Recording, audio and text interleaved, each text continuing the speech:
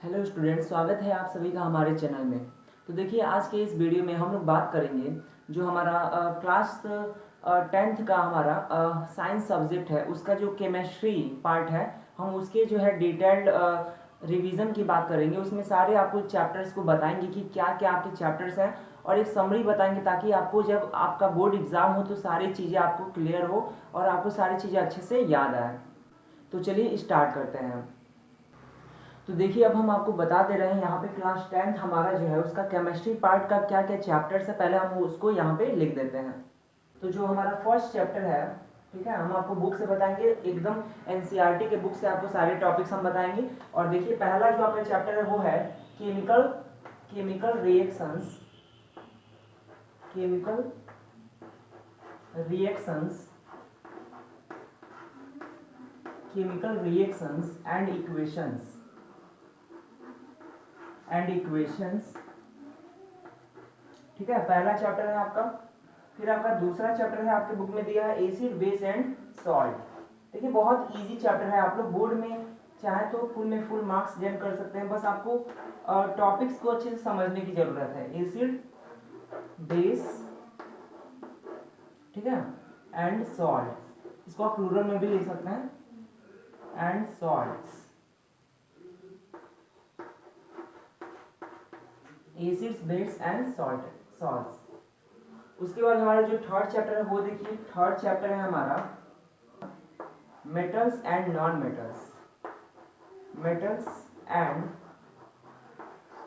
Metals, ठीक है। ये आपका केमिस्ट्री पार्ट का जो है तीसरा चैप्टर है। फिर अगला जो है फोर्थ चैप्टर, उसका नाम है carbon and it's compounds.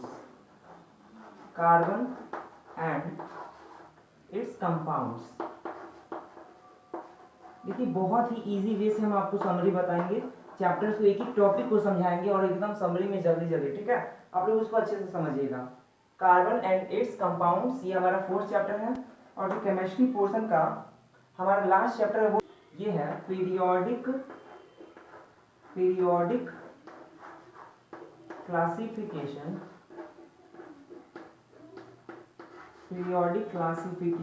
Of elements.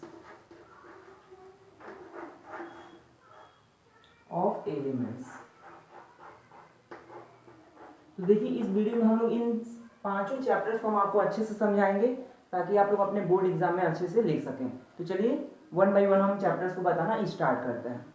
तो देखिए, अब हमारा जो फर्स्ट चैप्टर है ये है केमिकल रिएक्शंस एंड इक्वेशंस। देखिए, आपको इस पूरे चैप्टर में जो आपका चैप्टर का नाम है, हमारा जो नाम है chemical reactions and chemical equations, इन्हीं दोनों से रिलेटेड चीजों को आपको पढ़ना है, ठीक है।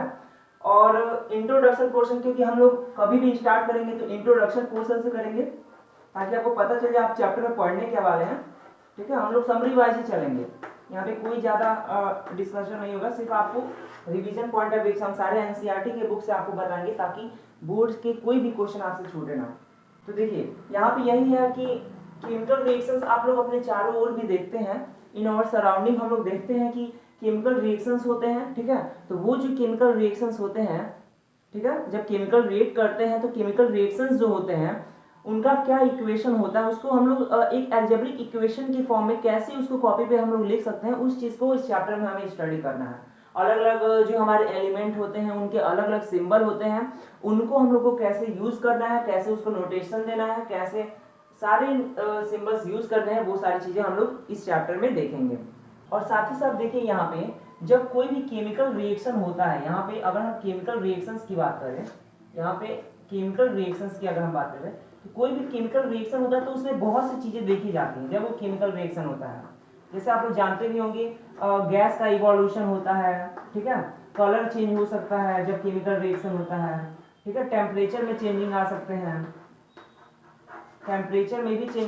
हैं, फिर नए कंपाउंड्स बन सकते हैं पुराने से, ठीक है, और भी बहुत सी चीजें हमें देखने को मिलता है। स्टेट भी चेंज हो जाता है, स्टेट में भी हमें चेंजिंग देखने को मिलता है, ठीक है, और भी बहुत सारी चीजें देखने को मिलती है। तो ये आपको बेसिक चीजें पता होनी चाहिए। उसके बाद एनसीईआरटी के बुक में अगला जो हेडिंग है, देखिए इंट्रोडक्शन में आपको बस यही बताया गया है कि चैप्टर के बारे में क्या है। चलिए अब हम नेक्स्ट इसका हेडिंग बताते हैं, वो है केमिकल इक्वेशन। देखिए अगला है हमारा जो हेडिंग है वो है केमिकल इक्वेशन। यहाँ पे हम लिख देते हैं केमिकल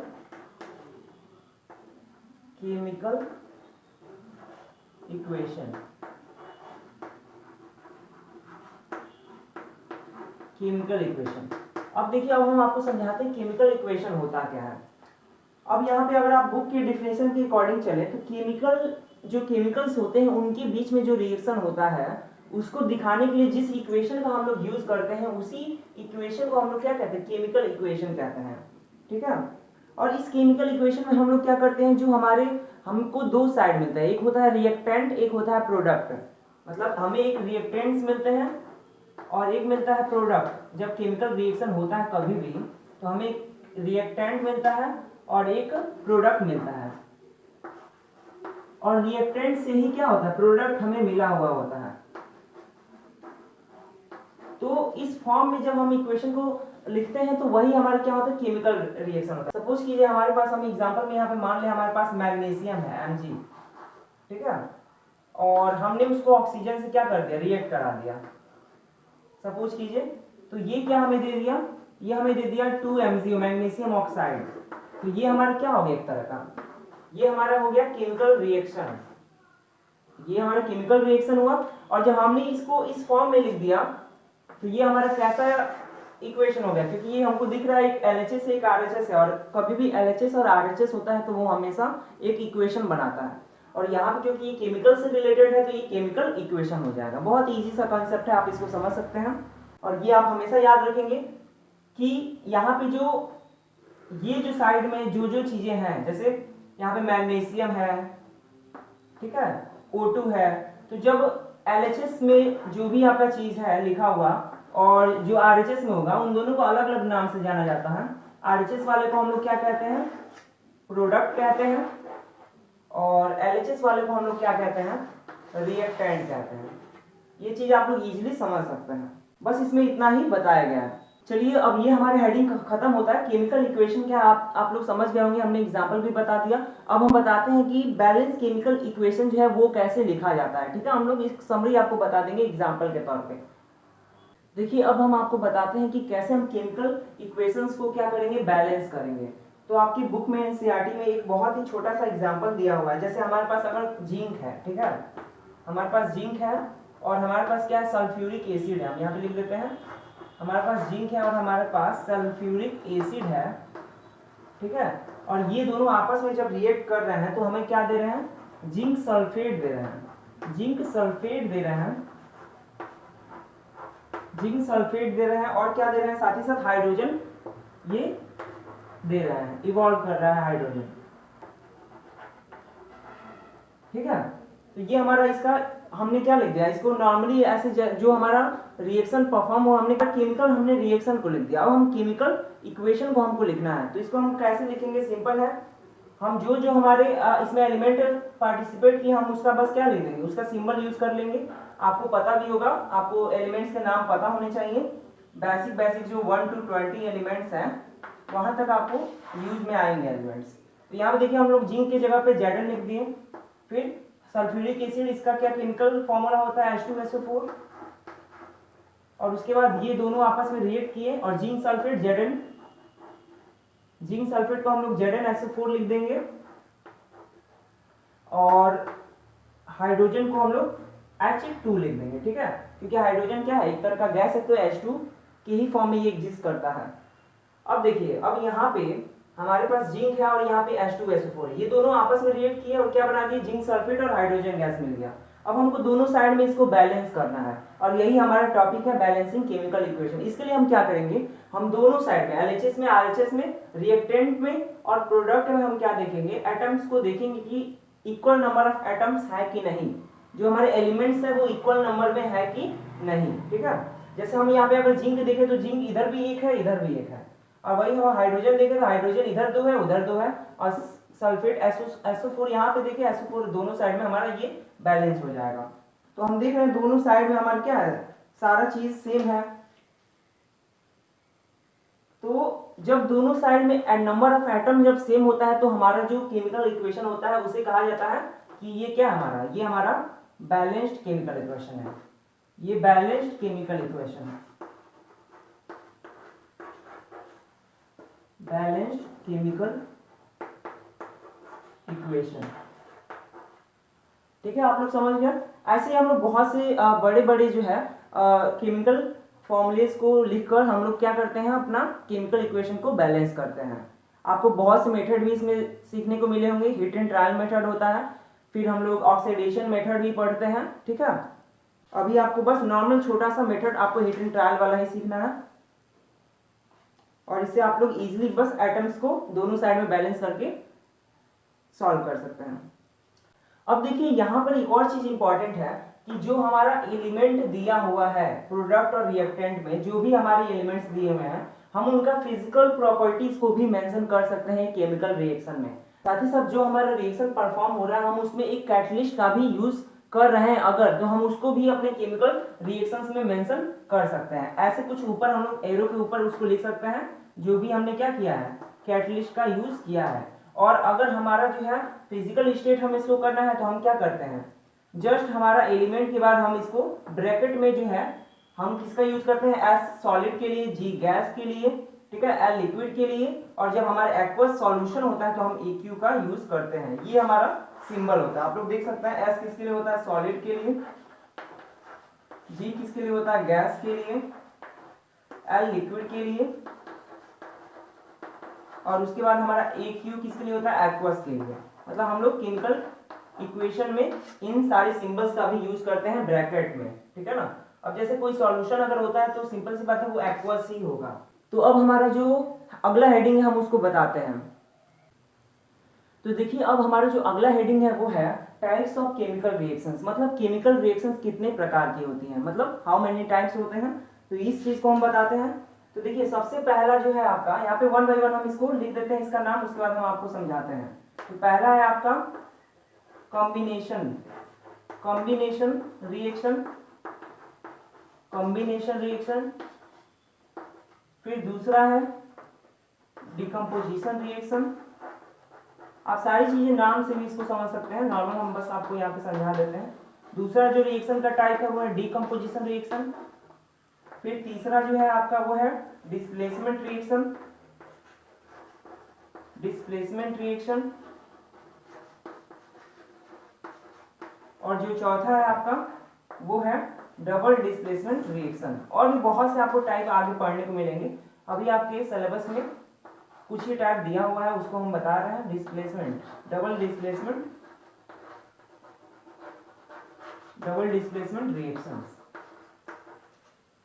और इसके बाद एक और है जिसका नाम है रिडॉक्स रिएक्शन। ठीक है ना, एक और रिएक्शन आपका दिया है रिडॉक्स रिएक्शन, रिडॉक्स रिएक्शन, या इसी को हम लोग एक और नाम से जानते हैं जिसको कहा जाता है oxidation, oxidation and reduction, oxidation and reduction reaction, जिसमें ऑक्सीडेशन भी होता है और रिडक्शन भी होता है, वो वाला रिएक्शन जिसको रिडॉक्स रिएक्शन कहा जाता है। ये 5 आपको टाइप्स ऑफ केमिकल रिएक्शन देखने हैं।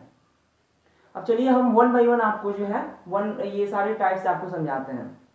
तो देखिए पहला जो हमारा रिएक्शन है वो है कॉम्बिनेशन रिएक्शन। देखिए इसको नाम से ही आप लोग समझ सकते हैं कि कॉम्बिनेशन रिएक्शन में क्या होता है, हमारे जो जब एलिमेंट्स जब कंबाइन होते हैं प्रोडक्ट बनाने के लिए, उस रिएक्शन को हम लोग कॉम्बिनेशन रिएक्शन कहते हैं।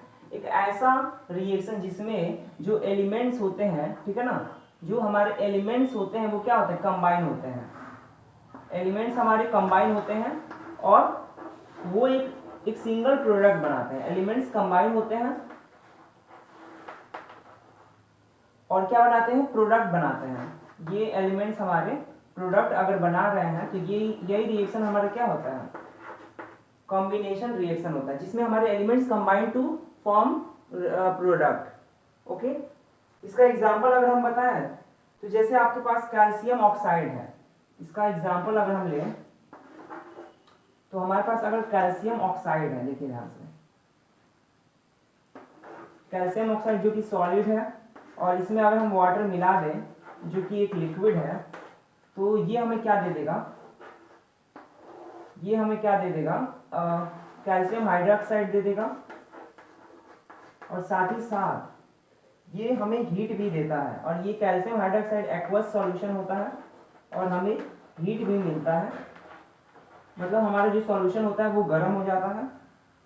यहाँ पे कैल्शियम ऑक्साइड जो है ये हमारा सॉलिड फॉर्म में है और जो हमारा कैल्शियम हाइड्रोक्साइड एक्वस फॉर्म है। तो देखिए ये जब हम यहाँ पे क्या हो रहा है, दो एलिमेंट कंबाइन हो रहे हैं और हमें सिंगल प्रोडक्ट दे रहे हैं। दो एलिमेंट्स बोल सकते हैं या कंपाउंड्स भी बोल सकते हैं। तो जब दो कोई रिएक्टेंट कंबाइन होते हैं, दो तरह के मॉलिक्यूल कंबाइन होते हैं और क्या बनाते हैं, प्रोडक्ट सिंगल बनाते हैं, तो उस टाइप ऑफ रिएक्शन को हम क्या कहते हैं, कॉम्बिनेशन रिएक्शन कहते हैं। और साथ ही साथ ऐसे रिएक्शन में हमें ज़्यादातर देखने को मिलता है कि हीट हमें मिलता है। ये ऐसे रिएक्शन जनरली एक्सोथर्मिक होते हैं जिसमें हीट निकलता है। ठीक है, ये आप समझ गए होंगे। अब हम दूसरा बताते हैं, डिकम्पोजिशन रिएक्शन। अब देखिए दूसरा भी बहुत ही आसान है। डिकम्पोजिशन रिएक्शन में क्या होता है, डिकम्पोजिशन रिएक्शन में हमारे क्या होगा कि कोई सिंगल हमारा क्या होगा, सिंगल कोई कंपाउंड होगा और वो क्या होगा, डिकम्पोज हो जाएगा अपने इंडिविजुअल एलिमेंट्स में, इंडिविजुअल एटम्स में। ठीक है, जैसे ये हम इसको इस तरीके से दिखा रहे हैं आपको। अगर इस तरीके का कोई फॉर्म देखने को मिलता है, कोई कंपाउंड है वो अपने इंडिविजुअल एटम में वो टूट जाता है, तो ऐसे रिएक्शंस को हम लोग डिकम्पोजिशन रिएक्शन कहते हैं। और साथ ही साथ यहाँ पे हमें एनर्जी का रिक्वायरमेंट होता है, क्योंकि ऐसे रिएक्शंस में क्या होता है, डिकम्पोज होना होता है, और इस वजह से जो हमारा कंपाउंड है वो नॉर्मली बिना एनर्जी के डिकम्पोज नहीं हो सकता, और इसीलिए हम क्या करते हैं, इसमें हीट भी देते हैं, यानी इसमें एनर्जी की रिक्वायरमेंट होती है या हीट की रिक्वायरमेंट होती है, हम लोग लिख सकते हैं, मतलब हम कैटलिस्ट भी दिखा सकते हैं। ठीक है, इसका देखिए हम यहाँ पे एग्जांपल बता दे रहे हैं। एग्जांपल में हमारा देखिए बुक में एक दिया हुआ है कि हमारे पास 2 फेरस सल्फेट है, 2FeSO4 है, 2FeSO4 ये सॉलिड फॉर्म में है, और जब हम इसको हीट दे रहे हैं, ठीक है, जब हम इसको हीट दे रहे हैं तो वो क्या हो रहा है, वो Fe2O3 सॉलिड में और SO2 जो कि एक गैस है और SO3 ये भी एक तरह का गैस है, इसमें टूट जाता है।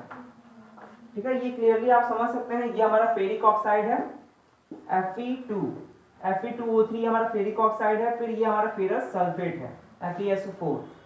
तो ये FeSO4 क्या हुआ, हीट के प्रेजेंट में क्या हुआ, डिकम्पोज हो गया, और इसी रिएक्शन को हम कहते हैं डिकम्पोजिशन रिएक्शन।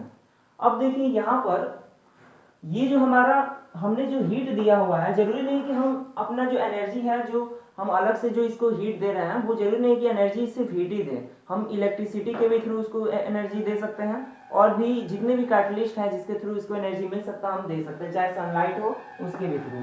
ठीक है, जनरली आप सनलाइट को देखते होंगे H से रिप्रेजेंट किया जाता है। तो अब हम देखिए, अब नेक्स्ट हम रिएक्शंस की बात करते हैं, जो कि हमारा डिस्प्लेसमेंट रिएक्शन।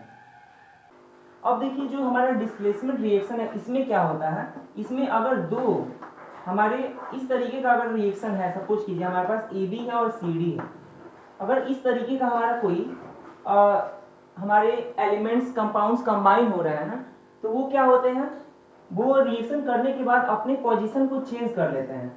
ठीक है, अपने पोजीशन को चेंज कर लेते हैं, और अगर सिर्फ एक ही एलिमेंट जो है अपने पोजीशन को चेंज कर रहा है, ठीक है, अगर एक ही एलिमेंट अपने पोजीशन को चेंज कर रहा है, इस केस में हम कहते हैं कि ये हमारा क्या है, डिस्प्लेसमेंट रिएक्शन है। इस केस में हम इसको डिस्प्लेसमेंट रिएक्शन कहते हैं। और यहाँ पे होता क्या है कि जो मोर रिएक्टिव हमारे एलिमेंट होते हैं वो अपने से लेस रिएक्टिव एलिमेंट को क्या करते हैं, डिस्प्लेस कर देते हैं, और ऐसे रिएक्शंस को हम क्या कहते हैं, डिस्प्लेसमेंट रिएक्शन कहते हैं। देखिए बहुत आसान है, इसका बुक में एग्जांपल भी आपको दिया हुआ है। एग्जांपल के तौर पे हम एक बता दे रहे हैं, जैसे आपका है एक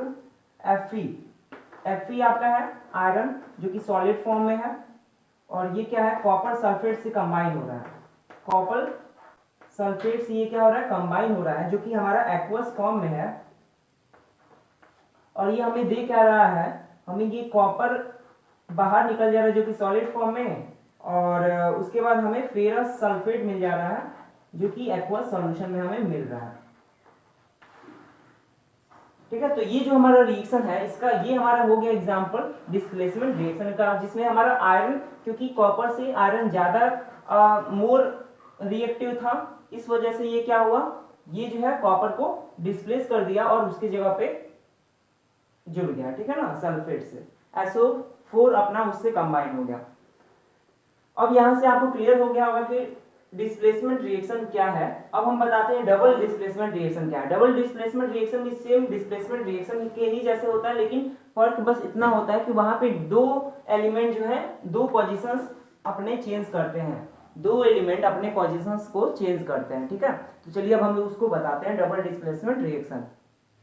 तो अब देखिए जो हमारा डबल डिस्प्लेसमेंट रिएक्शन है इसमें क्या होता है, इसमें भी सेम सिचुएशन डिस्प्लेसमेंट रिएक्शन जैसे ही देखने को मिलता है, लेकिन इसमें क्या होता है, दो एलिमेंट जो है अपने कंपाउंड्स में से अपने पोजीशंस को एक साथ चेंज करते हैं। जैसे ए जो है, मान लीजिए हमारे पास ए बी एक कंपाउंड है, इसमें बी अपना पोजीशन चेंज कर लिया, और जो सी डी एक कंपाउंड है वो भी उसमें से कोई सी अपना पोजीशन चेंज कर लिया, यानी कुछ वो इस तरीके से अपना कंपाउंड बना देता है। ए डी बना दिया, या सी अगर चेंज कर रहा है तो ये यहाँ पे सपोज कर लीजिए ए सी बना दिया और यहाँ पे बी डी बना दिया। इस तरीके से हमारा सी अपना प्लेस चेंज कर दिया, बी अपना प्लेस चेंज कर दिया। और जब इस तरीके का रिएक्शन देखा जाता है जिसमें दो एलिमेंट एक साथ अपना प्लेस डिस्प्लेस करते हैं, तो ऐसे रिएक्शंस को हम लोग क्या कहते हैं, डबल डिस्प्लेसमेंट रिएक्शन कहते हैं। साथ ही साथ सपोज कर लीजिए कि अगर इस रिएक्शन में, ये जो डबल डिस्प्लेसमेंट वाला हमारा रिएक्शन हो रहा है, अगर इसमें एक ऐसा कंपाउंड हो जो कि पीपीटी बने, प्रेसिपिटेट के फॉर्म में हमें मिले, जो रेसिड पार्टिकल्स के फॉर्म में हमें मिले, अगर ये प्रेसिपिटेट बनता है, तो अगर वो प्रेसिपिटेट बनता है उस केस में हम ऐसे रिएक्शन को प्रेसिपिटेशन रिएक्शन कहेंगे। ये आप लोग याद कर लेंगे कि प्रेसिपिटेशन रिएक्शन किसे कहते हैं। ऐसा रिएक्शन जिसमें हमें प्रेसिपिटेट मिलता है, ऐसे रिएक्शन को हम लोग प्रेसिपिटेशन रिएक्शन कहते हैं। यहाँ पे होगा हमारा प्रेसिपिटेशन। अब हम आपको इसका एग्जांपल एक बता रहे हैं आपके बुक के अकॉर्डिंग। तो देखिए बुक में एक आपका एग्जांपल दिया हुआ, यहाँ पे आपका क्या है, Na2SO4। हमारे पास है Na2SO4 जो कि एक्वस में है, और फिर हमारे पास है बैरियम क्लोराइड जो कि BaCl2, ये भी हमारा क्या है, एक्वस में है। और ये क्या कर रहा है, आपस में रिएक्ट करके बैरियम सल्फेट बना रहा है, BaSO4 जो कि सॉलिड बन रहा है एक, और 2NaCl, ठीक है, 2NaCl जो कि हमारा क्या है, एक्वस बना रहा है। तो ऐसे रिएक्शंस को जिसमें हमारा दो एलिमेंट्स अपने पोजीशंस को चेंज करते हैं, ठीक है, दो एलिमेंट्स एटम या मॉलिक्यूल अपने पोजीशंस को चेंज करते हैं, उस केस में हम क्या कहते हैं ऐसे रिएक्शंस को, ये हमारा रिएक्शन डबल डिस्प्लेसमेंट रिएक्शन कहलाता है, जिसमें हमारा डिस्प्लेस हो जाता है एलिमेंट्स, दो एलिमेंट्स डिस्प्लेस होते हैं। और साथ ही साथ अगर सपोज कीजिए कि दो जो हमारा प्रोडक्ट मिला था लास्ट में, जो हमारे प्रोडक्ट है उसमें जो दो कंपाउंड्स मिले नए, उसमें अगर एक पीपीटी बन गया, तो ऐसे रिएक्शंस को हम प्रेसिपिटेशन रिएक्शन चाहेंगे। हम आपको पहले ही बता दिए हैं। तो आपको ये क्लियर हो गया होगा कि डबल डिस्प्लेसमेंट रिएक्शन किसे कहते हैं। चलिए अब हम आपको बताते हैं कि रिडॉक्स रिएक्शन किसे कहा जाता है। तो देखिए अब हम बता रहे हैं आपको रिडॉक्स रिएक्शन किसे कहते हैं। तो देखिए नाम आप यहाँ पे देख लीजिए, रिडॉक्स। रिडॉक्स का मतलब हमने आपको बता ही दिया था कि रिडॉक्स का मतलब क्या होता है, रिडक्शन प्लस ऑक्सीडेशन। मतलब इसमें दो तरीके का रिएक्शन हमें देखने को मिलता है, एक होता है रिडक्शन रिएक्शन और एक होता है ऑक्सीडेशन रिएक्शन, ठीक है ना। इसमें दो तरीके का रिएक्शन हमें देखने को मिलता है, एक होता है रिडक्शन, एक होता है ऑक्सीडेशन।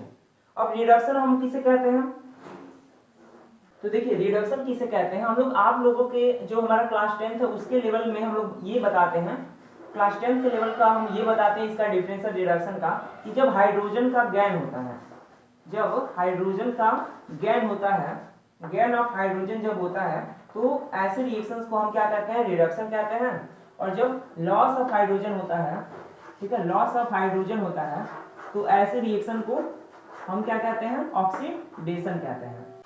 साथ ही साथ हम यहाँ पे ये भी कह सकते हैं कि जब लॉस ऑफ ऑक्सीजन हो, जब लॉस ऑफ ऑक्सीजन हो, उस केस में हमारा क्या होगा, रिडक्शन होगा। और जब गैन ऑफ ऑक्सीजन हो, जब ऑक्सीजन गैन हो रहा है, गैन ऑफ ऑक्सीजन, उस केस में हमारा क्या होगा, गैन ऑफ ऑक्सीजन, उस केस में हमारा क्या होगा, ऑक्सीडेशन होगा। ये हमारा बेसिक डिफिनेशन है, एलिमेंट्री आइडियाज है रिलेटेड टू रिडक्शन रिएक्शन और ऑक्सीडेशन रिएक्शन। मतलब जिस भी इक्वेशन में अगर आपको ऐसा दिखाई देता है कि कोई एलिमेंट जब कंबाइन हो रहा है तो उसमें से हाइड्रोजन गैन हो रहा है, उस केस में रिडक्शन, जब लॉस हो रहा है ऑक्सीजन का उस केस में भी रिडक्शन, लेकिन जब लॉस हो रहा है हाइड्रोजन का उस केस में ऑक्सीडेशन, और गैन हो रहा है ऑक्सीजन का उस केस में ऑक्सीडेशन। ओके, तो अब आप लोग इसका डिफिनेशन समझ गए होंगे। अब साथ ही साथ देखिए रिडक्शन आप लोग समझ गया, ऑक्सीडेशन समझ गया।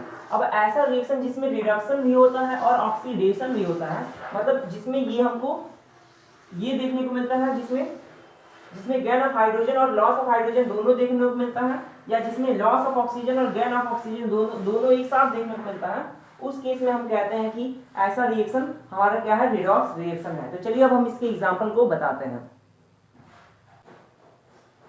तो अब देखिए, अब हम आपकी बुक से ही एग्जाम्पल बताने जा रहे हैं। यहाँ पे देखिए एक ऑक्सीडेशन का एग्जाम्पल, जैसे हमारे पास 2Cu है, ओके, और 2Cu जब O2 से रिएक्ट कर रहा है, ठीक है ना, और किसके प्रेजेंट में, टेम्परेचर के प्रेजेंट में। ओके, टेम्परेचर मतलब यहाँ पे हम लोग टेम्परेचर दे रहे हैं, इसको हीट दे रहे हैं, कह सकते हैं एनर्जी दे रहे हैं, तो उसके प्रेजेंट में जब रिएक्शन हो रहा है तो 2CuO मिल रहा है।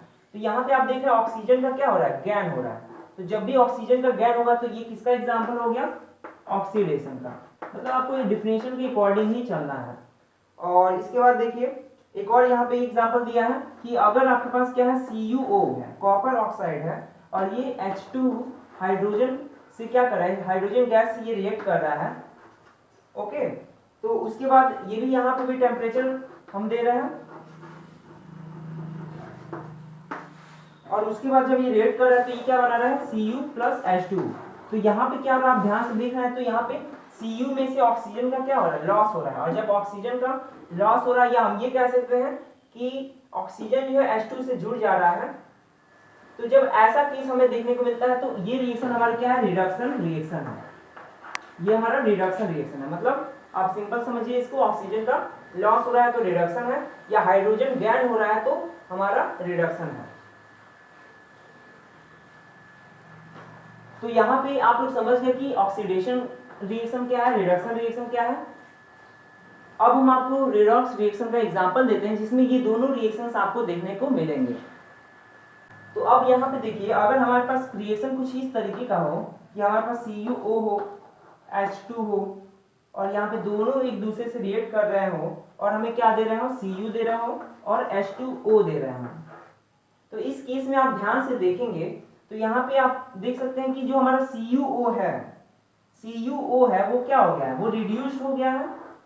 Cu में CuO है वो क्या हो गया, रिड्यूस हो गया। मतलब यहाँ पे हमारा रिडक्शन हुआ है, हम देख सकते हैं कि इसमें से ऑक्सीजन निकल गया है। और जो हमारा H2 है ये हमारा ऑक्सीडाइज हो गया है, क्योंकि इसमें ऑक्सीजन ऐड हो गया है, यानी यहाँ पे हमारा ऑक्सीडेशन हो रहा है। तो हम यहाँ पे क्लियरली देख सकते हैं कि यहाँ पे ऑक्सीडेशन, यहाँ पे इस एग्जांपल में हमारा ऑक्सीडेशन भी हो रहा है और रिडक्शन भी हो रहा है, और ऐसे रिएक्शन को ही हम लोग क्या कहते हैं, रिडॉक्स रिएक्शन या रिडक्शन एंड ऑक्सीडेशन रिएक्शन कहते हैं। ये हमारा एग्जांपल हो गया, आप लोग समझ गए होंगे। अब चलिए अब हम नेक्स्ट हेडिंग बताते हैं।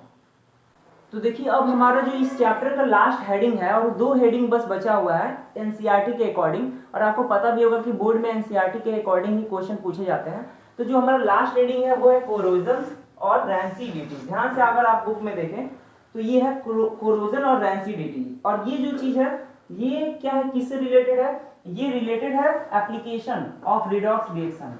रिडॉक्स रिएक्शन का हमारे डे टू डे लाइफ में क्या, हम रिडॉक्स रिएक्शन का एप्लीकेशन है ये डे टू डे लाइफ में, ठीक है, एप्लीकेशन है डे टू डे लाइफ में, डेली लाइफ में। इससे रिलेटेड ये आपको 2 टॉपिक अलग से दिए गए हैं, एक है कोरोजन और एक है रैंसिडिटी। तो देखिए कोरोजन क्या होता है, कोरोजन में आप लोग जानते होंगे, कोरोजन का मतलब होता है कि जब कोई भी मेटल, आपने जनरली देखा होगा कि आपके अगर घर में लोहे का आयरन, ठीक है ना, आयरन अगर कोई पड़ा होता है, आयरन स्टील हो गया, लोहे का छड़ हो गया, ठीक है, तो उस लोहे की छड़ में मतलब उसके ऊपर जंग लग जाता है, उसके ऊपर क्या होता है, वो जो हमें रेड कलर का उसके ऊपर जंग या हम रश कह सकते हैं वो हमें देखने को मिलता है। तो वो आखिर हुआ क्या, उसमें हमने देखा कि वो जो मेटल का आउटर सरफेस था वो हमारे मॉइस्चर में प्रेजेंट जो वाटर मॉलिक्यूल थे उससे रिएक्ट किया, और वहां पे हमने देखा कि वाटर मॉलिक्यूल में भी हमें ऑक्सीजन देखने को मिला और वो ऑक्सीजन उससे रिएक्ट कर लिया और वहां पे हमें ऑक्सीडेशन रिएक्शन देखने को मिला, जिसकी वजह से क्या हुआ, जो हमारा आयरन था, जो हमारा फेरस था, वो किस में कन्वर्ट हो गया, फेरस ऑक्साइड में कन्वर्ट हो गया। ये जो फेरस था ये इसके ऊपर फेरस ऑक्साइड बना लिया, जो आयरन था वो मिलके ऑक्सीजन से रिएक्ट करके आयरन ऑक्साइड बना लिया।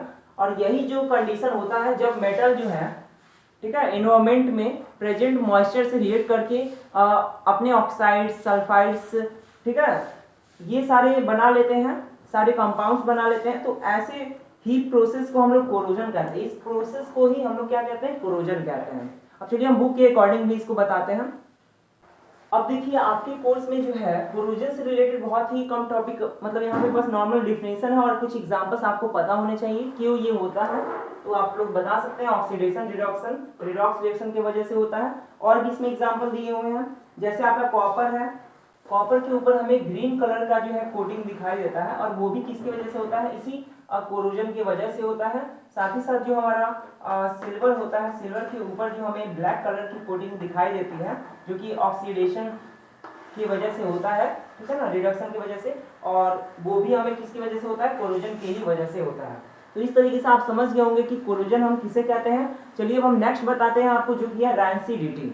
अब देखिए रैंसिडिटी हम लोग किसे कहते हैं, जब भी हम क्या करते हैं, आपको पता होगा कि जब हम अपने फूड को, जब कोई फूड है आपका, ठीक है, जब हम अपने फूड को बिना ढके कई दिन तक उसको खुला छोड़ देते हैं, तो हम देखते हैं क्या कि वो हमारा जो फूड है वो क्या होता है, वो खराब हो जाता है, उसमें से हमें बैड स्मेल देखने को मिलता है, ठीक है ना। तो ये जो हमारा फूड था वो जो खराब हुआ वो किसके वजह से हुआ, तो वो जो है फूड में जो प्रेजेंट हमारे ऑयली सब्सटेंस था या जो भी हमारे कंपाउंड्स थे, उसका जब रिएक्शन हुआ, ऑक्सीडेशन और रिडक्शन हुआ, उसकी वजह से वो हमें देखने को मिलता है। तो इस वजह से हमारा भोजन जो है वो क्या होता है, फूड जो है वो खराब हो जाता है। और इस प्रोसेस को, जब हमारा फूड खराब होता है, इस प्रोसेस को ही हम लोग क्या कहते हैं, रैंसिडिटी कहते हैं। So rancidity what? Rancidity is the process when our food getting bad smell. Okay, मतलब फूड में से बैड स्मेल आने लगता है। और साथ ही साथ हम ये भी बता सकते हैं उसमें जो ऑयली सब्सटेंस होते हैं वो क्या होते हैं, वो रिएक्ट कर देते हैं, ऑक्सीडाइज हो जाते हैं और उसमें रिडॉक्स रिएक्शन परफॉर्म होता है। उसकी वजह से क्या होता है, हमारा फूड जो है वो उसमें से बैड स्मेल आने लगता है और इस प्रोसेस को हम लोग रैंसिडिटी कहते हैं। और अब इसके प्रिजर्वेशन के लिए हम लोग क्या क्या करते हैं, आप ये बता सकते हैं। और इसको प्रिजर्व करने के लिए हम लोग, प्रिजर्वेशन के लिए क्या क्या करते हैं हम लोग, आप लोग ने देखा होगा जो चिप्स का पैकेट्स होते हैं उसमें हम लोग नाइट्रोजन गैस भरते हैं, ठीक है। साथ ही साथ हम लोग रेफ्रिजरेटर का यूज करते हैं अपने फूड्स को रखने के लिए, ताकि वो ज़्यादा समय तक चले, और क्लोज कंटेनर में अपने फूड को रखने की कोशिश करते हैं, ठीक है। और भी बहुत से एप्लीकेशन आप लोग इसको पढ़ सकते हैं खुद से। अब हम यहाँ पे आपको क्लियरली समझ में आ गया होगा रैंसिडिटी क्या होता है। और इस तरीके से ये फर्स्ट आपका जो चैप्टर था केमिकल रिएक्शन एंड इक्वेशन, इसको हमने अच्छे से समझा दिया, बहुत ही छोटा चैप्टर था। ऐसे ही पांचों चैप्टर आपका इजीली आप लोग समझ जाएंगे और बोर्ड में फुल मार्क्स केमिस्ट्री में लाएंगे। तो चलिए अब हम नेक्स्ट चैप्टर स्टार्ट करते हैं। तो देखिए अब हमारा जो अगला चैप्टर है वो है सेकेंड चैप्टर, जिसका नाम है एसिड, बेस एंड सॉल्ट। अब हम इसको समझाते हैं, आपको समराइज कराते हैं। तो यहाँ पे देखिए, अब पहले हम आपको इंट्रोडक्शन बता देते हैं। इसका पहला जो हेडिंग है इंट्रोडक्शन, ठीक है। और इंट्रोडक्शन में आपको ये पता चलता है कि एक्चुअली हमें किस चीज के बारे में पढ़ना है। यहाँ पे आप देखिए, आपका सबसे पहला है एसिड, ठीक है। तो एसिड्स क्या होता है, ठीक है, बेसिक आपको चीजें बताई जाएंगी। फिर बेस क्या होते हैं, बेसिस क्या होते हैं, और सॉल्ट्स क्या होते हैं। इस पूरे चैप्टर में आपको इन्हीं तीनों पर स्टडी कराया जाएगा, आपको बताया जाएगा कि ये तीनों चीजें क्या होते हैं, कैसे एसिडिटी पहचानते हैं, बेसिक पहचानते हैं, कोई एसिड सब्सटेंस है या बेसिक सब्सटेंस है या सॉल्ट्स हैं तो वो कैसे रिएक्शन परफॉर्म करते हैं और कैसे अपने कंपाउंड्स देते हैं, और कैसे हम टेस्ट करते हैं कि कौन सा हमारा सब्सटेंस एसिड है, कौन सा बेस और कौन सा सॉल्ट है। तो इंट्रोडक्शन में हम ज़्यादा नहीं बताएंगे, बस नॉर्मल है कि एसिड, बेस, सॉल्ट क्या होते हैं। इसको अभी हम वन बाय वन इसका डेफिनेशन भी आपको बताएंगे कि क्या होता है। तो चलिए अब हम नेक्स्ट हेडिंग पर आते हैं। देखिए अब हमारा जो अगला हेडिंग है वो है understanding chemical properties of acid and base. मतलब जो एसिड और बेस होता है वो क्या होता है, इसका डेफिनेशन आपको इसमें देखना है और साथ ही साथ ये देखना है कि इसके केमिकल प्रॉपर्टीज क्या होते हैं। मतलब एसिड का केमिकल प्रॉपर्टीज क्या होता है और बेस का केमिकल प्रॉपर्टीज क्या होता है। तो देखिए सबसे पहले हम बता देते हैं यहाँ पे एसिड होता है क्या, आपको पता भी होगा एसिड्स वे होते हैं जिनका सॉवर टेस्ट होता है। एसिड्स क्या होते हैं, acids have sour taste, acids have sour taste, sour taste होता है यानी खट्टा होता है ये टेस्ट में। और जो हमारा बेस होता है ये क्या होता है, बिटर टेस्ट होता है, basis have bitter taste, base have bitter taste.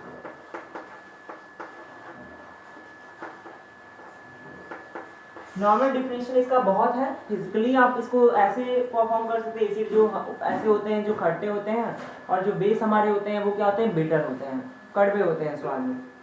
अब देखिए कुछ ऐसे इंडिकेटर भी होते हैं जिनसे हमें पता चलता है कि कौन सा हमारा एसिड है और कौन सा सब्सटेंस हमारा बेस है, ठीक है। जैसे आपके बुक में इंट्रोडक्शन में ही आपका एग्जाम्पल में नाम दिया हुआ था, फिनोल्फथालीन हो गया, ठीक है, मिथिल ऑरेंज है फिनोल्फथालीन, फिर आपका मिथाइल ऑरेंज और लिटमस पेपर, ओके। ऐसे बहुत से नाम हैं जो कि आपको पहले ही हमने बता दिया है। इन सारे से हम लोग टेस्ट करते हैं कैसे ये एसिड और बेस को बताते हैं, ये अभी हम बताएंगे आपको। तो चलिए अब हम बताते हैं आपको कि कैसे हम लोग केमिकल प्रॉपर्टीज एसिड और बेस का समझते हैं। तो देखिए अब हम यहाँ पे केमिकल प्रॉपर्टीज एसिड और बेस का समझने के लिए क्या करेंगे, हम सबसे पहले क्या करेंगे, एसिड और बेस को लेबोरेटरी में देखेंगे कि लेबोरेटरी में एसिड और बेस पर जब हम रिएक्शन परफॉर्म करते हैं अलग अलग कंपाउंड से तो उस पर क्या इम्पैक्ट आता है। तो देखिए अब हमारा जो है हम लोग क्या करते हैं, एसिड और बेस को एक हमारा टेस्ट होता है जो कि कलर से हम पता कर सकते हैं कि कौन सा सब्सटेंस हमारा एसिड है और कौन सा बेस है। जैसे आप लेबोरेटरी में अगर देखेंगे तो वहां पे हम किसका यूज करते हैं, लिटमस पेपर का, ठीक है, लिटमस पेपर का हम यूज करते हैं। और जब लिटमस पेपर में कलर हमारा चेंज होता है तो उससे हम बताते हैं कि वो सब्सटेंस हमारा एसिड है और कौन सा सब्सटेंस हमारा बेस है। साथ ही साथ अभी हमने जो जो इंडिकेटर्स का नाम लिखा था उन सारे से हम लोग क्या कर सकते हैं, वो सारे अपने एक्सपेरिमेंट करके देख सकते हैं। Methyl orange, phenolphthalein, litmus paper ये हो गया, ठीक है। यानी हम ये कह सकते हैं कि जो हम लेबोरेटरी में एसिड और बेस को कैसे पहचान सकते हैं, बाय चेंजिंग इन कलर। जब हमें ये देखने को मिलता है कि किसी इंडिकेटर की हेल्प से हमें कलर में चेंज देखने को मिलता है, बाय चेंज इन कलर अगर हमें देखने को मिलता है, तो चेंज इन कलर अगर हमें देखने को मिलता है तो हम क्या कहते हैं कि हमारा एसिड है या बेस है, ठीक है ना, इंडिकेटर की हेल्प से। साथ ही साथ अब देखिए कुछ ऐसा भी कंडीशन आता है जिसमें हम लोग ये देखते हैं कि जब हम एसिड, ठीक है ना, एसिड एंड बेस में हमें ऐसा भी देखने को मिलता है कि एसिड और बेस में कई ऐसे सब्सटेंस होते हैं जो अपने स्मेल से पहचाने जाते हैं। मतलब वो कैसे स्मेलिंग कर रहे हैं, सपोज कीजिए अगर वो स्मेल कर रहे हैं तो उस केस में हम ये पहचान जाते हैं, मतलब एक उसका पार्टिकुलर एक अपना स्पेशल स्मेल होता है जिससे हम लोग ये पहचान जाते हैं कि वो हमारा एसिड है कि बेस है। और ऐसे सब्सटेंस, ठीक है ना, या ऐसे इंडिकेटर जिसके हेल्प से हम पहचानते हैं कि वो स्मेल के हेल्प से जो हम पहचानते हैं, ठीक है ना, कि हमारा जो सब्सटेंस है एसिडिक मीडियम में क्या है, बेसिक मीडियम में। तो ऐसे जो इंडिकेटर है उसको हम लोग ऑल्फैक्टरी इंडिकेटर्स कहते हैं, ऑल्फैक्टरी इंडिकेटर्स।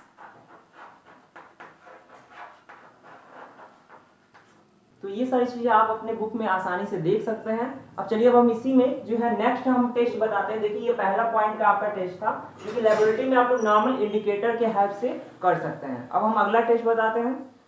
देखिए अब हमारा अगला जो हेडिंग है वो है कि how acid and base react with metals. मतलब एसिड और बेस जो है मेटल से रिएक्ट कैसे करते हैं और उनके रिएक्शन के हिसाब से हम ये क्लासिफाई कर सकते हैं कि कौन सा हमारा कंपाउंड एसिड है और कौन सा हमारा बेस है।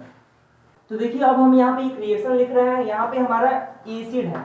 जब हम एसिड को लेते हैं और उसको मेटल के साथ रिएक्ट कराते हैं तो जब एसिड, या हम ये कह सकते हैं जब मेटल एसिड में रिएक्ट करता है या एसिड मेटल के साथ रिएक्ट करता है तो वो हमें क्या देता है, सॉल्ट देता है।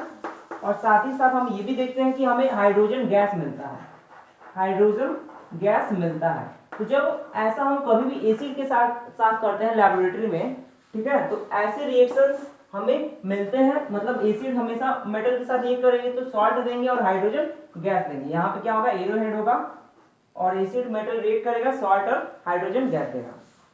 तो देखिए जब हम एसिड और मेटल को ठीक है ना, आपस में रिएक्ट कराते हैं तो ये हमें क्या देते हैं, सॉल्ट देते हैं और हाइड्रोजन गैस देते हैं। ये हमारे लेबोरेटरी में होता है ऐसा। और इस तरीके से हम सभी सब्सटेंसेस को जब हम मेटल से रिएक्ट कराएंगे और अगर वो सॉल्ट दे रहा है या हाइड्रोजन गैस साथ में दे रहा है, तब हम कहेंगे कि वो सब्सटेंस हमारा कैसा है, एसिडिक है या एसिड है। ठीक है ना।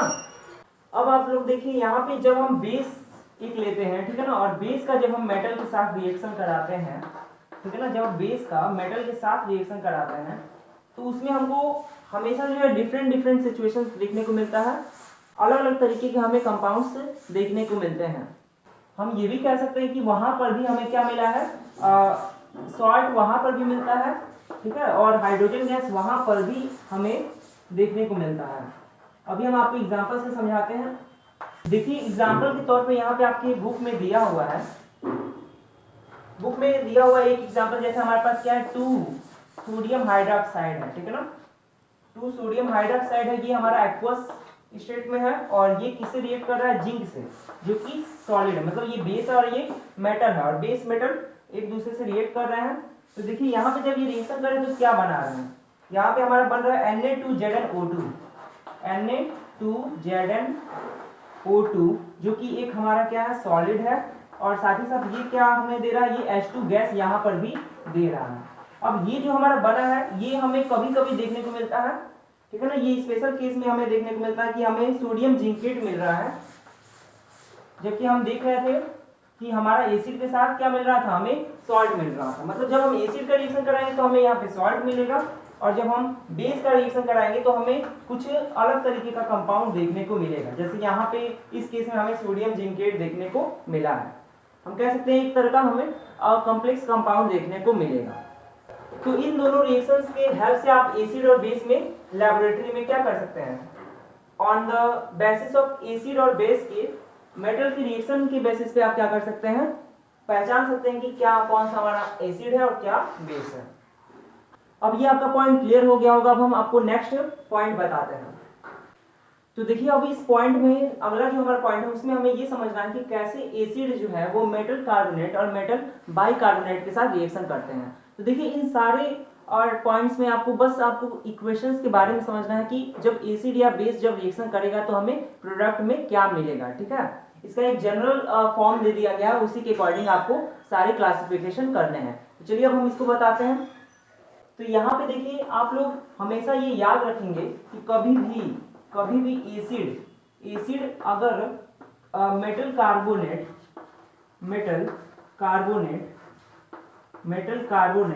या मेटल बाइकार्बोनेट के साथ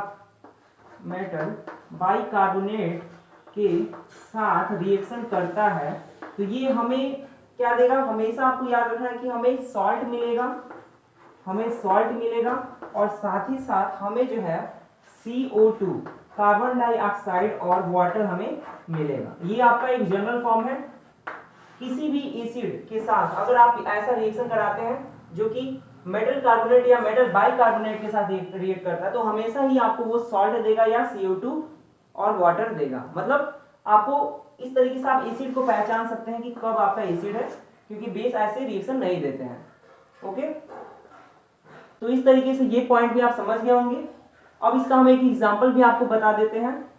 देखिए आपकी बुक में यहाँ पे एग्जांपल दिया हुआ है, एक मेटल कार्बोनेट के साथ एक मेटल बाइकार्बोनेट के साथ। यहाँ पे जब हमारे पास सोडियम कार्बोनेट है Na2CO3 और ये हमारा सॉलिड फॉर्म में है, और ये जब हमारा रिएक्शन कर रहा है किससे, 2HCl जो कि एक्वस फॉर्म में है। ठीक है, और एक्वस फॉर्म में जब ये रिएक्शन कर रहा है तो ये क्या बना दे रहा है, एक हमें सॉल्ट देगा यानी 2NaCl दे रहा है, और उसके बाद हमें ये H2O वाटर मॉलिक्यूल देगा जो कि लिक्विड है, और हमें क्या दे रहा है, ये हमें CO2 जो कि एक गैस है ये देगा। तो आप देख रहे हैं ये सेम वही फॉर्म हमें दे रहा है। उसी तरीके से नेक्स्ट एग्जांपल में हम यहाँ पे देखें तो हमारे पास सोडियम बाइकार्बोनेट है NaHCO3 है, और ये भी हमारा क्या सॉलिड फॉर्म में है, और ये जब हमारा HCl से रिएक्ट कर रहा है तो ये भी सेम हमारा प्रोडक्ट हमें सेम मिलेगा। सारी चीजें सेम होगी, बस यहाँ पर हमारे जो है इसका स्टोइकोमेट्रिक जो कोफिशिएंट है ये चेंज हो जाएगा, NaCl हो जाएगा, और ये हमारा NaCl जो है यहाँ पर भी हमें एक्वस में मिल रहा था, यहाँ पर भी एक्वस में मिलेगा, और H2O लिक्विड हमें मिल जाएगा, और फिर हमारा CO2 गैस मिल जाएगा। तो देखिए इस तरीके से ये रिएक्शंस के अकॉर्डिंग और ये एग्जांपल से आप लोग समझ गए कि कैसे एसिड जो है मेटल कार्बोनेट और मेटल बाइकार्बोनेट के साथ रिएक्ट करते हैं। अब चलिए अब हम नेक्स्ट पॉइंट बताते हैं। तो देखिए जो हमारा अगला पॉइंट है वो है कि how acids and bases react with each other, मतलब जो हमारे एसिड होते हैं और जो बेस होते हैं वो एक दूसरे से कैसे रिएक्शन करते हैं, उसका जो है हमारा जनरल फॉर्म क्या है। चलिए हम यहाँ पे इसको बताते हैं। तो यहाँ पे देखिए कभी भी आप लोग बस इसका एक जनरल फॉर्म यहाँ पे है आपकी बुक में दिया हुआ है कि कभी भी जब एसिड, ठीक है, एसिड किसी भी बेस के साथ रिएक्शन करता है, एसिड अगर बेस के साथ रिएक्शन करता है तो वो हमेशा क्या बनाता है, सॉल्ट बनाता है, सॉल्ट बनाता है और वाटर बनाता है। हमेशा प्रोडक्ट में हमें सॉल्ट और वाटर ही मिलेगा, ठीक है, आप लोग हमेशा ये याद रखेंगे। तो ये आप लोग समझ गए कि हम लोग ऐसे पहचान सकते हैं एसिड और बेसिस को, जब हम एसिड और बेस मिलाएंगे तो ये हमें क्या देगा, सॉल्ट देगा और वाटर देगा। हम यहाँ पे आपको एग्जांपल एक समझा देते हैं एग्जांपल से। तो ये देखिए एग्जांपल में हमारा क्या NaOH, हमारे पास एक बेस है NaOH जो कि एक्वस में है, और हमारे पास एक एसिड है जो कि है HCl जो कि एक्वस में ये भी है। और जब ये दोनों रिएक्ट करेंगे एक दूसरे से तब हमें क्या मिलेगा, एक सॉल्ट मिलेगा यानी NaCl मिलेगा जो कि हमारा एक्वस में होगा, और हमें क्या मिलेगा, एक H2O यानी वाटर मिलेगा जो कि लिक्विड होगा। तो इस तरीके से आप ये समझ गए कि कैसे जो है एसिड और बेस एक दूसरे से रिएक्ट करते हैं। अब चलिए अब हम आपको नेक्स्ट पॉइंट बताते हैं।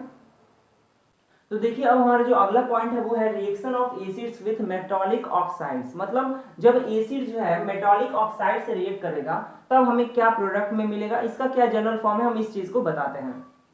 तो देखिए इसका भी आप लोग हमेशा जनरल फॉर्म याद रखें कि जब भी मेटल ऑक्साइड जो है, या हम कह सकते हैं मेटालिक ऑक्साइड या मेटल ऑक्साइड जो है, जब भी हमारा एसिड से रिएक्ट करेगा, ठीक है, एसिड से रिएक्ट करेगा तो ये हमेशा हमें क्या देगा, आप लोग याद रखेंगे, ये हमें एक सॉल्ट देगा, ठीक है ना, ये हमें सॉल्ट देगा और ये हमें क्या देगा, वाटर देगा। मतलब मेटालिक ऑक्साइड के साथ हमें क्या मिलेगा, हमेशा सॉल्ट और वाटर ही मिलेगा। अब यहाँ पे आप लोग एक चीज ध्यान से देख सकते हैं कि यहाँ पे हमको ये भी पता है कि एसिड हमेशा बेस के साथ जब रिएक्ट करता था तो वो हमें क्या देता था, एसिड कभी भी बेस के साथ रिएक्ट करता था तो वो हमें क्या देता था, सॉल्ट और वाटर देता था, ठीक है, ये आपको पता होगा, सॉल्ट प्लस वाटर।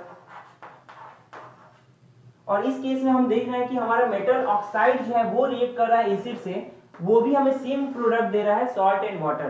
तो ऐसा तभी पॉसिबल हो सकता है जब हमारा जो मेटालिक ऑक्साइड है वो नेचर में कैसा हो, बेसिक हो। और यहाँ से हम ये समझ सकते हैं कि मेटालिक ऑक्साइड हमारे कैसे होते हैं, बेसिक होते हैं इन नेचर, बेसिक होते हैं इन नेचर।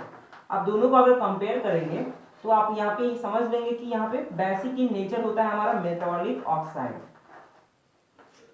साथ ही साथ आप चाहें अगर तो यहाँ पे अगर आप नॉन मेटालिक ऑक्साइड का रिएक्शन कराएं, ठीक है ना, किसके साथ, बेस के साथ, तो हो सकता है वहां पर भी आपको सॉल्ट और वाटर मिल जाए, और वहां पर भी आप यहाँ पे सेम सिचुएशन को देखते हुए बता सकते हैं कि जरूर वो जो है बेस के साथ जो हमारा रिएक्शन कर रहा है वो हमारा क्या है, हमारा एसिडिक ऑक्साइड है। इस तरीके से आप यहाँ पे अपना कंक्लूजन निकाल सकते हैं।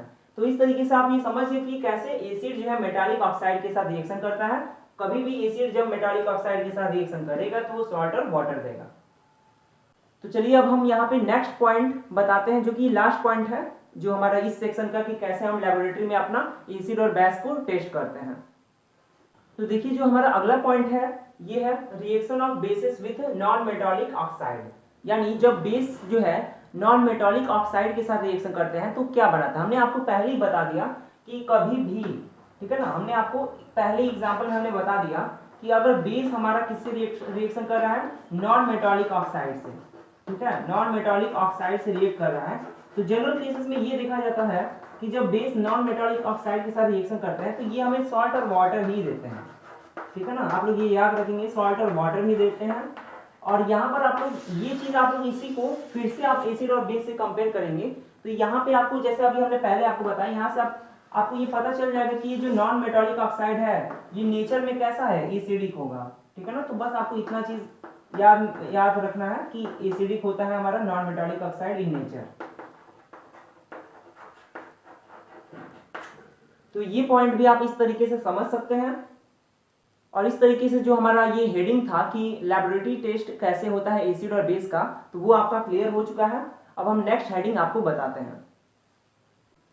तो देखिए जो हमारा अगला हेडिंग है वो है कि what is similarity in all acids and bases, मतलब सभी हमारे जो एसिड हैं, ठीक है ना, जो सारे हमारे एसिड हैं और जो सभी हमारे बेसिस है, इसमें क्या सिमिलैरिटी है, क्या एक जैसा मतलब सब में है कॉमन, वो चीज हमें यहाँ पे बताना है।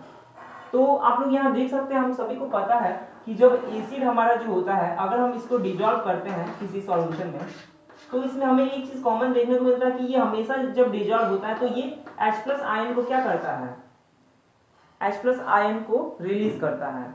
और उसी तरीके से जब हम बेस को किसी सॉल्यूशन में हमेशा डिजॉल्व करते हैं, चाहे एक्वस सॉल्यूशन और वाटर के सॉल्यूशन में अगर हम डिजॉल्व करते हैं, तो इसमें बेस में हमेशा हमको OH- आयन मिलता है। देखिए H+ आयन को हम लोग हाइड्रोनियम आयन भी बोलते हैं, हाइड्रोनियम आयन भी बोलते हैं।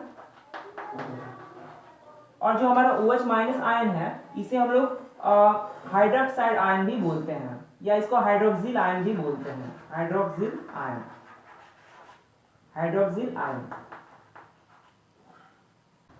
तो यहां से क्लियर हो चुका है आपको कि एसिड हमेशा क्या करेगा, H+ आयन को लूज करेगा जब सॉल्यूशन में होगा, बेस क्या करेगा, OH- जो है ये इस आयन को लूज करेगा। साथ ही साथ जितने भी रिएक्शंस हमने एसिड के लिए बताए थे, वो सारे रिएक्शंस ये फॉलो करेगा, और बेसिस भी जितने रिएक्शंस हमने आपको लेबोरेटरी टेस्ट का बताया था, वो सारे ये भी अपना फॉलो करेगा। सब में वो हमें कॉमन देखने को मिलेगा, सारे एसिड्स में और सारे बेसिस में। इस तरीके से आपको ये क्लियर हो गया होगा कि हमारा जो है एसिड्स और बेसिस में क्या सिमिलरिटी है। अब हम नेक्स्ट हेडिंग को बताते हैं। तो देखिए अब हमारा जो अगला हेडिंग है वो ये है कि how stronger the acids and bases solutions are, मतलब जो एसिड और बेस होता है उसका जो सॉल्यूशन है वो कितना स्ट्रॉन्गर है, हमें ये कैसे पता चलेगा। तो देखिए इसके लिए बहुत ही इजी सा कॉन्सेप्ट है। हम क्या करते हैं, हमारे पास एक पीएच इंडिकेटर होता है, ठीक है ना, आप लोग हमेशा ये याद रखेंगे, या हम ये कह सकते हैं हमारे पास एक पीएच स्केल होता है, और वो पीएच जो स्केल होता है उस पर जो है हमारा 0 से 14, यहाँ पे हमारा 0 है, फिर 1 2 3 4 5 6 7 8 9 10 11 12 13 14, यानी हमारे टोटल 14 नंबर तक इस पे लिखा होता है, ठीक है ना, इस पीएच इंडिकेटर पे। तो ये हमारा जो होता है यही हमारा पीएच स्केल होता है, और इसी पीएच स्केल की हेल्प से हम ये बताते हैं कि हमारा जो है कौन सा सब्सटेंस एसिड है और कौन सा सब्सटेंस बेस है। और साथ ही साथ ये पीएच स्केल हमें ये भी बताता है कि कभी भी यहाँ पे कोई अगर हमारे पास न्यूट्रल सॉल्यूशन है, तो न्यूट्रल सॉल्यूशन जो है उसका जो पीएच वैल्यू होगा वो हमेशा 7 होगा, और जो अगर पीएच 7 से लेस है कोई सॉल्यूशन का, ठीक है ना, अगर किसी सॉल्यूशन का जो पीएच वैल्यू वो 7 से लेस है तो वो हमारा सब्सटेंस कैसा हो जाएगा, एसिड हो जाएगा, और अगर 7 से ज्यादा है तो वो सब्सटेंस हमारा कैसा हो जाएगा, बेसिक हो जाएगा, ठीक है। और बस यही सारी चीजें आपकी बुक में दी हुई हैं, ठीक है ना, बस आपको ये समझना है कि पीएच स्केल होता क्या है, और नॉर्मल आपको इसका यूज समझना है। और आपको पता भी हमने स्टार्टिंग में बताया ये एक इंडिकेटर होता है, और पीएच क्या होता है, पीएच हमारा जो है एक तरह का हम कह सकते हैं ये अपने कलर को भी चेंज करके कई कलर्स में भी अपना ये शो करता है अपने वैल्यूज को। यहाँ पे सारे जो हमारे स्ट्रीट है, सारे ब्लॉक हैं, इनका हमें अलग अलग कलर भी देखने को मिलता है। आप लोग अपने बुक में इसको देखे होंगे, और कई सब्सटेंसेस बुक में बताया गया है कि किसका क्या पीएच होता है, सारी चीजें बताई गई हैं। तो इस तरीके से हम क्या कर सकते हैं, अपने एसिड और बेस का अगर हमको स्ट्रेंथ मालूम करना हो कि कितना उसका स्ट्रेंथ है, तो इस पीएच स्केल की हेल्प से हम आसानी से बता सकते हैं कि सपोज कीजिए हमारा कोई एसिड 3 में लाइक कर रहा है, तो हम कह सकते हैं हमारा जो है एसिड है उसका जो स्ट्रेंथ है उसका जो पीएच वैल्यू है वो 3 है, और इस तरीके से हम उसको उसके स्ट्रेंथ को बता सकते हैं। वैसे ही हम हमारा अगर बेस हमारा जो है 10 है उसका पीएच वैल्यू, हम उसको बता सकते हैं कि हमारा जो बेस है वो उसका स्ट्रेंथ 10 है, उसका पीएच 10 है। और यहाँ पे हम बता दें कि पी जो होता है, स्मॉल पी को आप पावर कह सकते हैं, या इसको पोटेंज भी कहा जा सकता है, POTENZ, पोटेंज, इसका मतलब पावर ही होता है। तो पीएच वैल्यू मतलब यहाँ पे आप ये भी कह सकते हैं पावर ऑफ हाइड्रोनियम आयन भी बोल सकते हैं, ठीक है। अब देखिए इसके बाद इसमें आपके बुक में हेडिंग बना के एक और चीज दिया हुआ है कि हमारे डेली लाइफ में पीएच का क्या क्या इंपॉर्टेंस है। हमारी डेली लाइफ में पीएच का क्या क्या इंपॉर्टेंस है। तो देखिए इसको हम लोग इजीली समझ सकते हैं। देखिए कोई भी हमारे जो हमारे सॉइल जो होती हैं उनका भी एक अपना स्पेसिफिक पीएच होता है। रिवर्स जो होते हैं उनका अपना एक स्पेसिफिक पीएच होता है। हमारा जो बॉडी डाइजेशन सिस्टम होता है उसका भी अपना एक स्पेसिफिक पीएच होता है। ठीक है, हमारा माउथ जो होता है उसका भी एक स्पेसिफिक पीएच होता है। फिर हमारे जो एनिमल्स होते हैं, हमारे जो प्लांट्स होते हैं, इन सारे में अपना एक स्पेसिफिक पीएच होता है और पीएच के चेंजेस की वजह से उनको प्रॉब्लम भी हो सकता है और इसलिए इसका इंपॉर्टेंस हमारे डेली लाइफ में बहुत ज़्यादा हो जाता है। जैसे आपका एग्जाम्पल के तौर पे आप देख सकते हैं कि हमारा जो टूथ डीके होता है, दांतों का जो खराब होना होता है, वो भी पीएच के ही वजह से होता है। तो इस तरीके से हम लोग चीज़ों को समझ सकते हैं और ये सारे आप समझ गए कि कैसे जो हमारे एसिड और बेस होते हैं उसका क्या स्ट्रेंथ होता है और क्या एप्लीकेशन पीएच स्केल का पीएच वैल्यूज के होते हैं। तो चलिए अब हम नेक्स्ट हेडिंग बताते हैं। तो देखिए जो हमारा अगला हेडिंग है वो है मोर इन्फॉर्मेशन अबाउट सॉल्ट्स, यानी जो हमारे सॉल्ट्स होते हैं उनके बारे में हमें जानना। ठीक है ना, इस सेक्शन में हम लोग ये देखेंगे हेडिंग में। अब आपने पहले ही आप देख लिए हैं कि एसिड और बेस जब मिलते हैं तो सॉल्ट बनाते हैं। अलग अलग आप प्रोसेसेस देख चुके हैं कि कैसे सॉल्ट बनते हैं। ठीक है, अब हम आपको वन बाय वन इसमें कुछ पॉइंट्स दिए गए हम उसको बताते हैं। आपको सॉल्ट की फैमिली के बारे में हम बताएंगे, कई तरह के इसके कंपाउंड्स होते हैं, इसका पीएच क्या होता है और सारी चीजें हम इसमें बताते हैं। तो देखिए जो हमारा पॉइंट स्टार्ट होता है वो ये है कि फैमिली ऑफ सॉल्ट। पहले हमारा फैमिली ऑफ सॉल्ट, सॉल्ट के क्या क्या फैमिली होते हैं, कई सॉल्ट्स होते हैं, उसका एक स्पेसिफिक नाम होता है। ठीक है, तो उसी को फैमिली कह दिया जाता है क्योंकि उसी नाम से सारे सॉल्ट पहचाने जाते हैं। उसी तरीके से हमारा पीएच ऑफ सॉल्ट क्या है, फिर इसी के बाद इसी टॉपिक्स में हम लोग देखेंगे कि केमिकल्स फ्रॉम कॉमन सॉल्ट, हमें कॉमन सॉल्ट से क्या क्या केमिकल्स मिल सकते हैं। ठीक है ना, उसको भी यहाँ पे हम रिएक्शन वाइज आपको बताएंगे। तो देखिए पहला जो है आपकी बुक में दिया हुआ है फैमिली ऑफ सॉल्ट्स। तो देखिए फैमिली ऑफ सॉल्ट्स में क्या है कि सॉल्ट की क्या क्या फैमिलीज है। जैसे आपने देखा होगा कि जो सॉल्ट होते हैं उसमें हमें क्या क्या नाम देखने को मिलता है, जैसे potassium sulphate, sodium sulphate, calcium sulphate, magnesium sulphate, copper sulphate, sodium chloride, sodium nitrate, sodium carbonate, ammonium chloride, ये सारे नाम हमें देखने को मिलते हैं।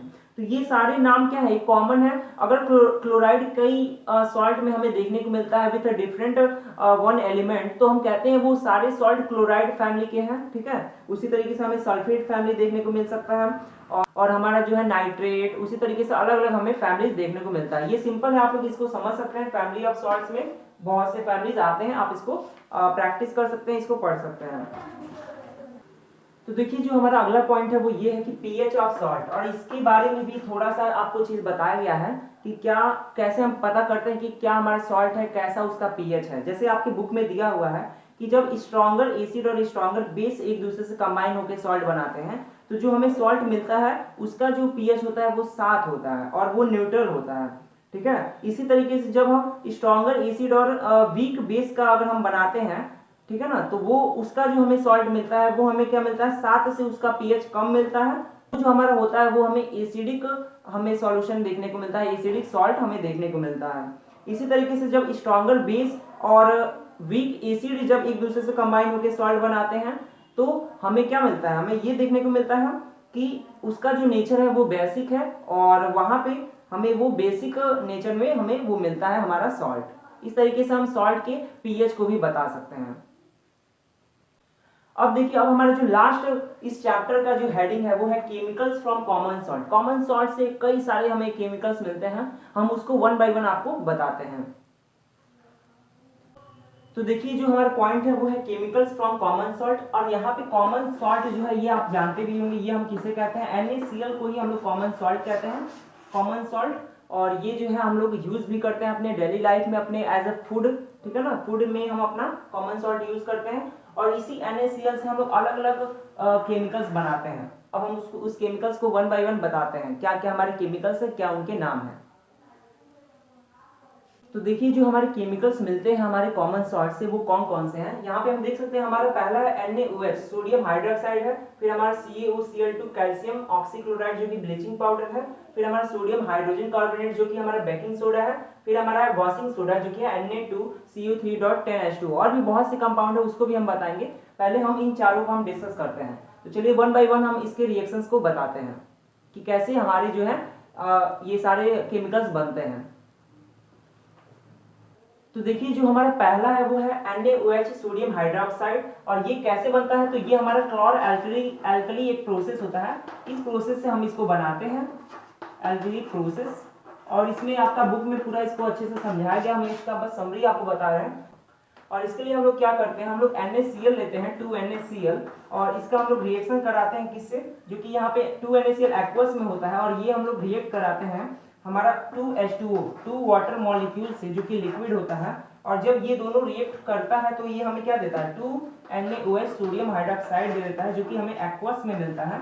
और साथ ही साथ हमें इसमें इसके साथ साथ हमें क्लोरीन गैस भी देखने को मिलता है, और हमें H2 गैस भी देखने को मिलता है, ठीक है ना। और इस तरीके से हम लोग सोडियम क्लोराइड से सोडियम हाइड्रोक्साइड बना देते हैं। अब चलिए हम सेकंड केमिकल के बारे में बात करते हैं, जो कि हमारा ब्लीचिंग पाउडर, जिसका नाम है कैल्शियम ऑक्सीक्लोराइड, CaOCl2। तो देखिए दूसरा है हमारा ब्लीचिंग पाउडर, और ये कैसे बनता है, हम इसका यहाँ पे केमिकल रिएक्शन आपको लिख के बता देते हैं। यहाँ पे देखिए इसका रिएक्शन बहुत ही इजी है। हम लोग क्या करते हैं, कैल्शियम हाइड्रोक्साइड से इसको बनाते हैं, जो कि स्लैग लाइम होता है। और कैल्शियम हाइड्रोक्साइड में हम लोग करते हैं कि हम क्लोरीन गैस को Cl2 को पास कराते हैं, और उसके बाद हमें क्या मिल जाता है, कैल्शियम ऑक्सीक्लोराइड मिल जाता है, CaOCl2 मिल जाता है। और साथ ही साथ वाटर भी हमें देखने को मिलता है, ठीक है ना। और यही हमारा रिएक्शन सिंपल सा है, जिससे हम क्या बनाते हैं, अपना ब्लीचिंग पाउडर बनाते हैं। तो ये आपको क्लियर हो गया होगा। और फिर हमारा अगला जो है वो है नेक्स्ट यहाँ पे बेकिंग सोडा के बारे में। तो चलिए अब हम नेक्स्ट बताते हैं बेकिंग सोडा। तो देखिए अगला है हमारा बेकिंग सोडा, जो कि है सोडियम हाइड्रोजन कार्बोनेट। और इसको बस हम मैन्युफैक्चरिंग प्रोसेस आपको बताते हैं, और बाकी चीजें आप खुद भी इसको समझ सकते हैं। यहाँ पे हम लोग बेकिंग सोडा कैसे बनाते हैं, हमारे पास NaCl होता है, ठीक है ना, सोडियम क्लोराइड। और इस NaCl में हम लोग क्या कराते हैं, H2O वाटर हम लोग ऐड कराते हैं, और उसके साथ हम CO2 भी ऐड कराते हैं, और in the presence of ammonia NH3 भी हम इसके साथ में हम इसमें ऐड कराते हैं, ठीक है ना। और फिर ये क्या करता है, ये जो है हमारा NaCl H2O CO2 और NH3 मिक्स होके हमें क्या देता है, हमें ये NH4Cl देता है, NH4Cl, जिसको हम लोग अमोनियम क्लोराइड कहते हैं। और यहाँ पे NaHCO3 हमें मिल जाता है, जो कि है यही हमारा क्या होता है, बेकिंग सोडा होता है, ठीक है ना। और इस तरीके से आप इसके फॉर्मूलेस को भी, इक्वेशंस को भी बना के लिख सकते हैं। अब देखिए इसी के साथ एक और आपको रिएक्शन देखने को मिलता है कभी कभी, कि हमारा जो बेकिंग सोडा होता है 2NaHCO3, यहाँ पे कभी कभी हमारा बेकिंग सोडा होता है, वो क्या करता है, वो हीट के साथ रिएक्शन कर लेता है। और वहां पे कभी कभी हमें क्या होता है कि हमें डिकम्पोजिशन रिएक्शन देखने को मिलता है, और हमें मिलता क्या है, हमें सोडियम कार्बोनेट Na2CO3 मिलता है, और साथ ही साथ हमें H2O मिलता है और CO2 मिलता है, H2O मिलता है, CO2 मिलता है। मतलब हमें कभी कभी ये रिएक्शन भी देखने को मिलता है। और इस केस में ऐसा क्यों हुआ, हीट जब ज्यादा प्रेजेंट हो जाता है, उसके बाद ये जो सोडियम हमारा है हाइड्रोजन कार्बोनेट, ये रिएक्ट कर लेता है किसके साथ, हीट के साथ, और ये डिकम्पोज होकर हमें सोडियम कार्बोनेट और H2O और CO2 दे देता है। यही जो CO2 होता है वो आपके जो बर्गर जो होते हैं या जो पाव रोटीज होते हैं, उसमें क्या होते हैं, वो यूज किए जाते हैं उसके जो है अपर पार्ट को ब्लो कराने के लिए और लार्ज करने के लिए, ठीक है ना, इनफ्लेमेबल करने के लिए। साथ ही साथ और भी आपको बहुत सी यूजेस आपको बेकिंग सोडा के देखने को मिलेंगे, हम आपको मैन्युफैक्चर 1 बाय 1 आपको बता रहे हैं, ठीक है। अब हम नेक्स्ट आपको अगले केमिकल के बारे में बताते हैं। तो देखिए जो हमारा अगला केमिकल है वो है हमारा वॉशिंग सोडा, जो कि है Na2CO3.10H2O। यहाँ पे इसको 10H2O यानी इसके जो है हाइड्रेट के फॉर्म में लिखा गया है। जनरली ये Na2CO3 के फॉर्म में यूज होता है। और वॉशिंग सोडा जो है इसका भी यूज बहुत ज़्यादा है, और इसको बनाने का जो रिएक्शन परफॉर्म होता है वो हम आपको दिखा रहे हैं। यहाँ पे हम इसको बनाते कैसे हैं, तो देखिए इसको बनाने का मेथड बहुत ही आसान है। हमने आपको बताया कि जो हमारा बेकिंग सोडा का जो रिएक्शन था, जिसमें क्या हुआ था, जो बेकिंग सोडा था 2NaHCO3, ये हीट से ज्यादा रिएक्ट कर लिया था, हम यहाँ पे हीट कह सकते हैं। और ये रिएक्ट करके हमें क्या दिया था, Na2CO3 दिया था, Na2CO3 दिया था, और हमारा H2O दिया था, और हमारा CO2 दिया था, ठीक है ना।